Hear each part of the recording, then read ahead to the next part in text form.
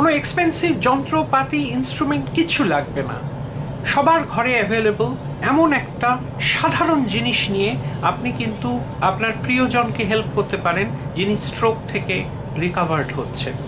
কি করে? সঙ্গে থাকুন। আপনার দরকার একটা আয়না। ওনার যদি ডান দিকটা প্যারালাইজ থাকে তাহলে বাঁ দিকটা নর্মাল, বাঁ দিকটার সামনে ভার্টিক্যালি আপনি আয়নাটাকে রাখুন। এবার দুটো হাত ওনাকে তুলতে বলুন, ওনার বাঁ দিকটা অনায়াসে উঠবে, উনি আয়নায় দেখছেন বাঁ দিকটা, আর আয়না দিয়ে আড়াল করা রয়েছে ডান দিকটাকে। ডান দিকটা সেভাবে নড়ছে না, কিন্তু ব্রেন ভাবছে ডান দিকটাও কিন্তু ওপরে উঠছে। ব্রেনটা ট্রিকড হচ্ছে, ব্রেনের মধ্যে মিরর নিউরনসগুলো কাজ করছে, আর নিউরোপ্লাস্টিসিটির জন্য ধীরে ধীরে ওদিকের হাতটাও কিন্তু নড়বে, কারণ নিউরোনাল রিকাভারি শুরু হবে। অন্যান্য ফিজিওথেরাপির সাথে এই মিরর থেরাপি আপনি চালিয়ে যান, তার সাথে ট্রিটমেন্ট তো চলবেই। ভালো থাকুন, সুস্থ থাকুন, কালকে আবার কথা হবে।